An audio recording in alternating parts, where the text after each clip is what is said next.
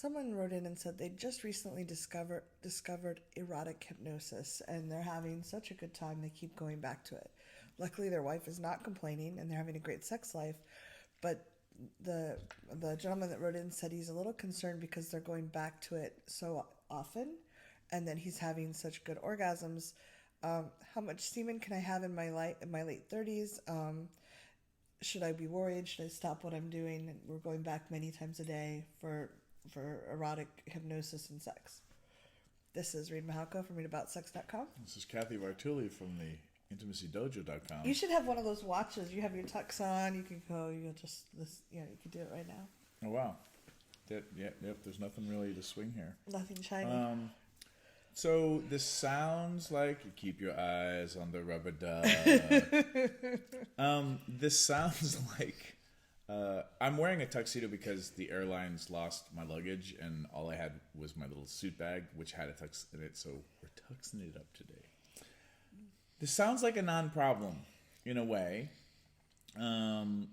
So my questions are: is everybody having fun? If you're in a relationship, is this positively impacting your relationship? Are you still showing up for work? And yeah, like if there's not a problem, then the problem is you have abundance issues and that things are great. Mm-hmm. Although there is also so things are going so great, but is there some sort of unpredictable or unpredicted consequence that I'm not seeing that might show up?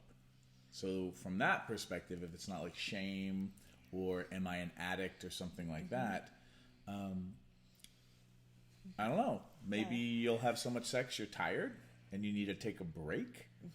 But there's no medical contraindications of sex more than a certain number of times a day or a certain amount of time. We don't know. While there have been studies on rats, and there have been rats who have died from having too much sex, that was because they kept having sex and forgot to eat, not because the sex killed them. Yeah.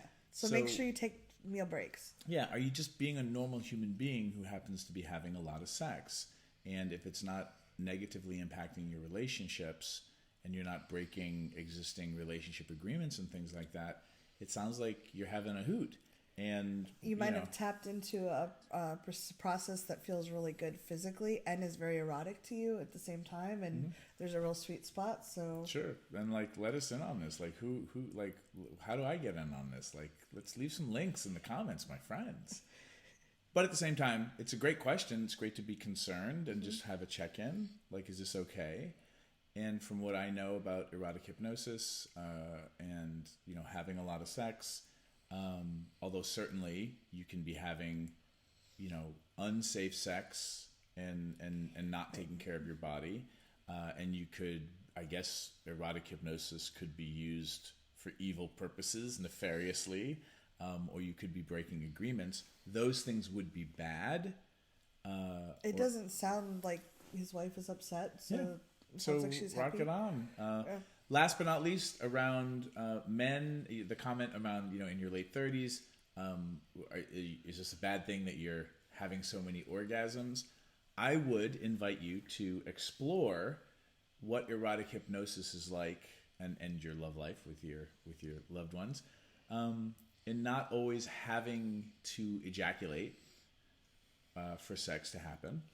There's some Taoist sexuality principles and ideas and tantra and such about you spilling your life force, which again, ejaculation is a choice. And it was interesting for me when I went on an orgasm fast for a while and practiced masturbating without ejaculating and kind of conserving my sexual energy. That was interesting for me to try that out. So maybe there's value there to try it out. And I know some people that do Taoist sexuality practices, and they can shame people for ejaculating, and I don't really believe in that. So maybe that's helpful. I think if you're enjoying it, you're taking care of your life and your body and your relationships, then just enjoy the good things that are happening in life. And if it starts to fade and it's not working anymore, I don't think anything's broken too.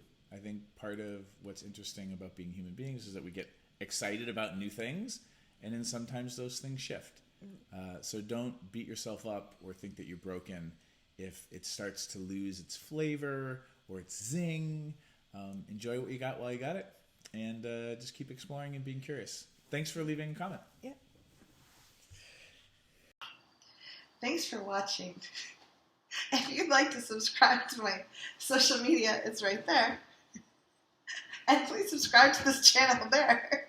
If you'd like to see more goofy Reid and Cathy, there's more videos there. See them. Why are they there?